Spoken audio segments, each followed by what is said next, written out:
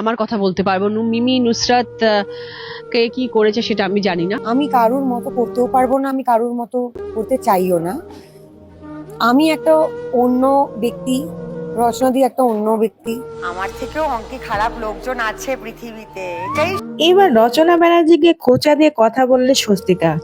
স্বস্তিকা ও রচনা ব্যানার্জির সাথে অনেক ভালো সম্পর্ক ছিল আগে, কিন্তু দিদি নাম্বার ওয়ানে রচনা ব্যানার্জিকে ঘাড় ধাক্কা দিয়ে বের করে দিয়ে স্বস্তিকাকে নেওয়া হয়েছে। আর তারপরে একদমই ভালো নেই রচনা ব্যানার্জি।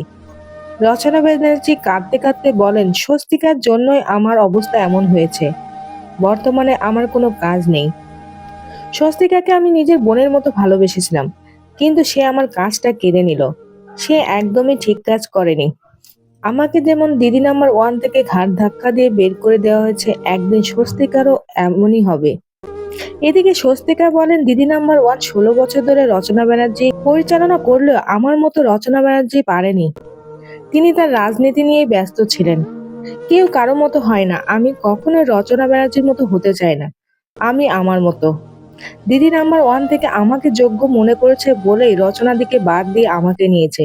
সেখানে রচনাদির কাজ থাকলো কি থাকলো না সেটা আমার দেখার বিষয় নয়, কারণ আমি তাকে কাজ দিইও নি এবং কাজ থেকে বাদও দিইনি। তবে রচনা ব্যানার্জি অনেকদিন ধরে দিদি নাম্বার ওয়ানে কাজ করেছেন, সেজন্য তার প্রতি কৃতজ্ঞ। কিন্তু তিনি সোশ্যাল মিডিয়ায় যেগুলো বলছেন আমার নামে, সেগুলো একদমই ঠিক করছেন না। আমি তার কাছ থেকে এমন কোনো কথা আশা করিনি। কিন্তু রচনা ব্যানার্জি এসব কথা শুনে অনেক আপসেট হয়ে পড়েছেন। তিনি বলেন, স্বস্তিকা যদি এমন না করতো তাহলে আমার দিনগুলো ভালো চলতো। বর্তমানে আমি কোনো সিনেমা করি না।